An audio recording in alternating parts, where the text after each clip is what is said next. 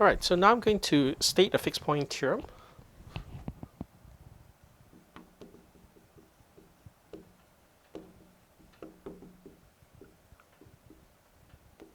Okay, so the theorem is as follows.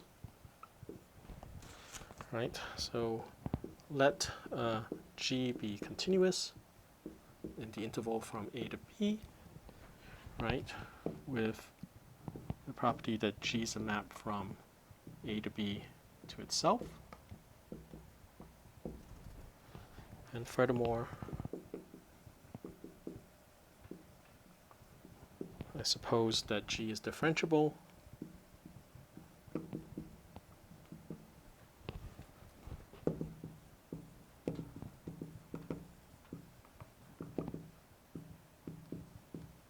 on the open interval from A to B, and the absolute value of the derivative of G is less than or equal to lambda, which is less than 1 for all x in the open interval from A to B, then the following is true. So the first of this is that the sequence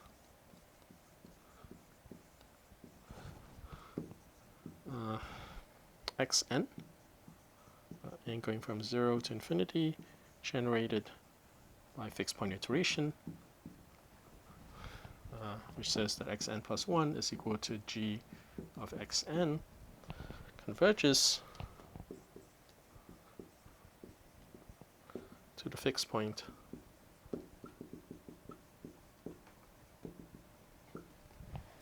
alpha for any alpha 0 which is in, well, let's call the sequence alpha then. Alpha 0 which is in the closed interval from A to B. And the second result is that absolute value of alpha minus alpha n is less than or equal to lambda to the n over 1 minus lambda alpha 1 minus alpha 0. This is true for n greater than or equal to 0. And then the third result is that the limit as n tends to infinity of alpha minus alpha n plus 1 over absolute value of alpha minus alpha n is equal to g prime at alpha. Okay. All right, so let's go ahead and try to prove this.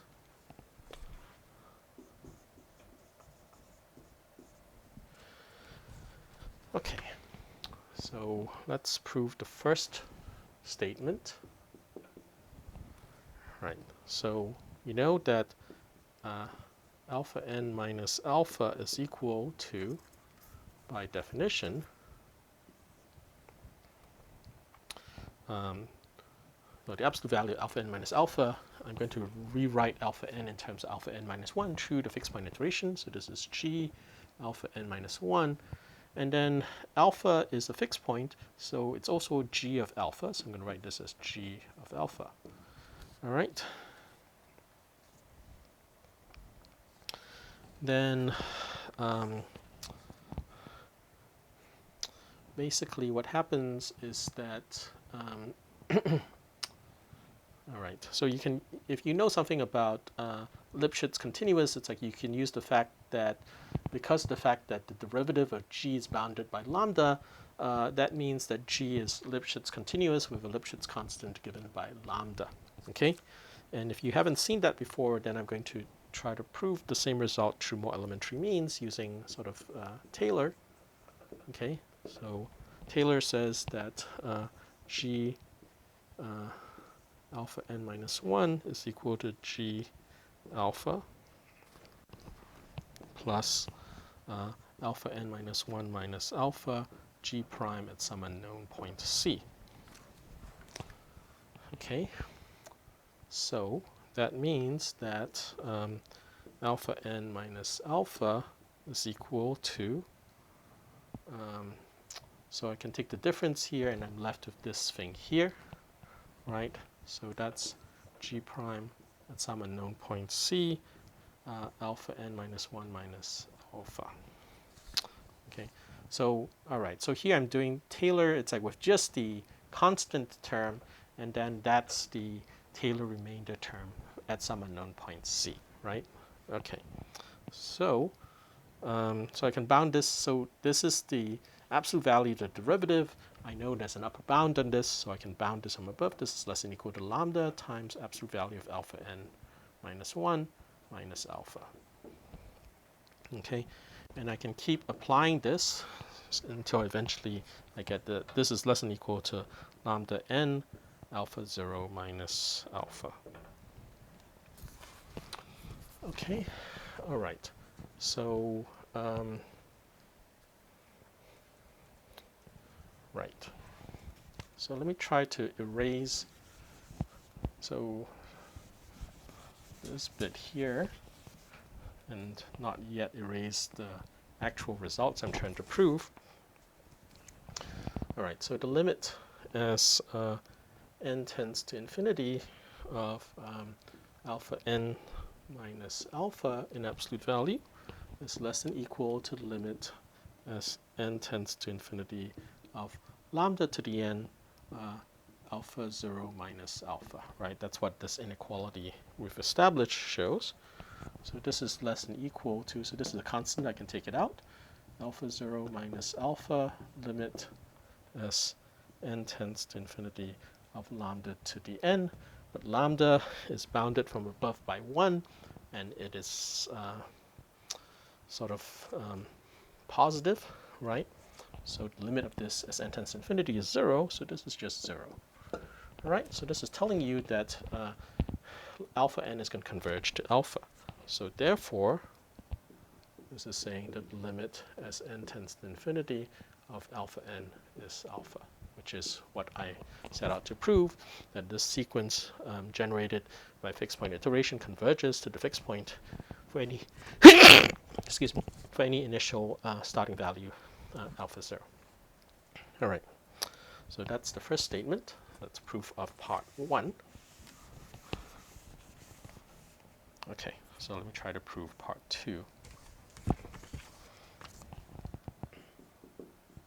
Okay, so I know that alpha minus alpha 0 is equal to alpha minus alpha 1 plus alpha 1 minus alpha 0. So this is sort of a common trick, right? I've added and subtracted alpha 1. I add 0, I'll multiply by 1. I apply the triangle inequality. So this is a very, very common trick in sort of analysis. So I'm going to apply the triangle inequality.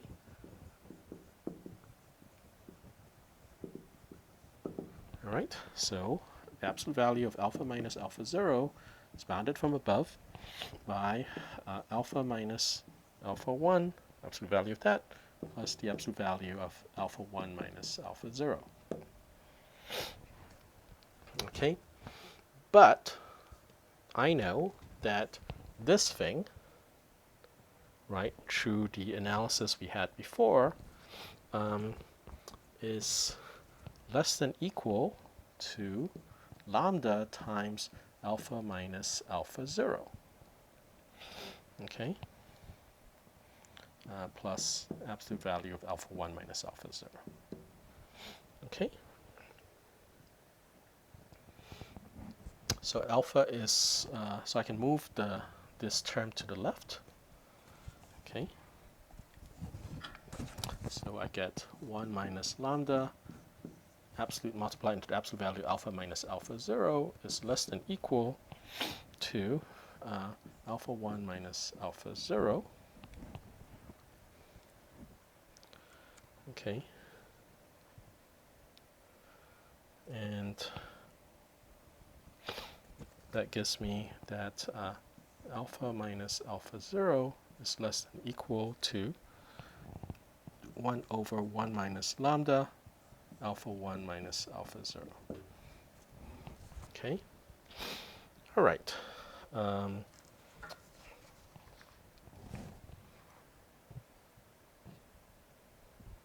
So let me try to erase this. and just write down what we're trying to prove. Right, so part 2 wants me to show that absolute value alpha minus alpha n is less than or equal to lambda to the n over 1 minus lambda, alpha 1 minus alpha 0. Part 3 wants me to show that the limit as n tends to infinity of the error at the n plus first stage divided by the error at the nth stage is equal to the absolute value of the derivative of g at the fixed point. All right, okay.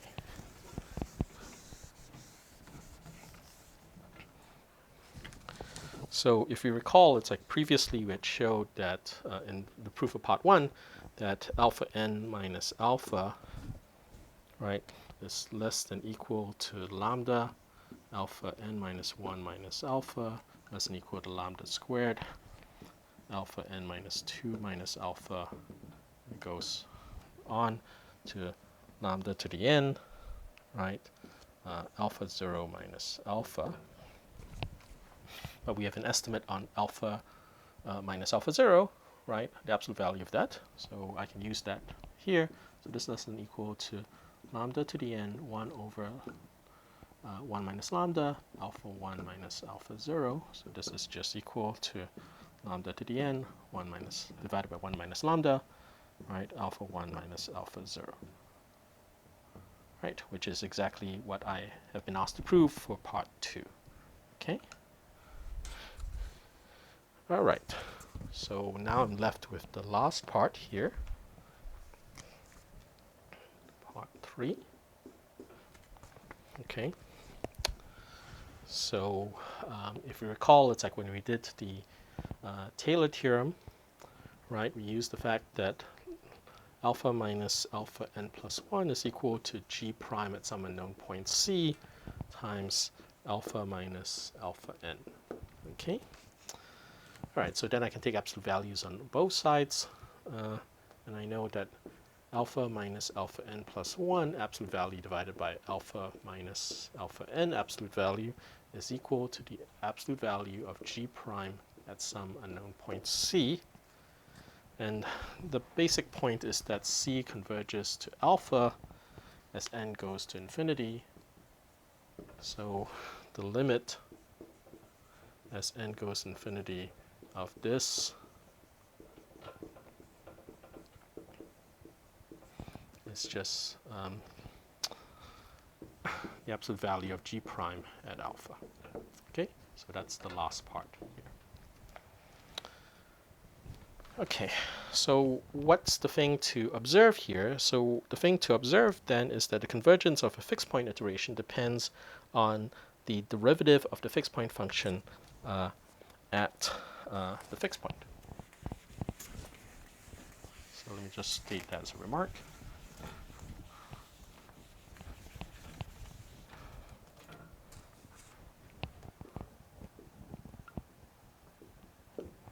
The convergence of a fixed point iteration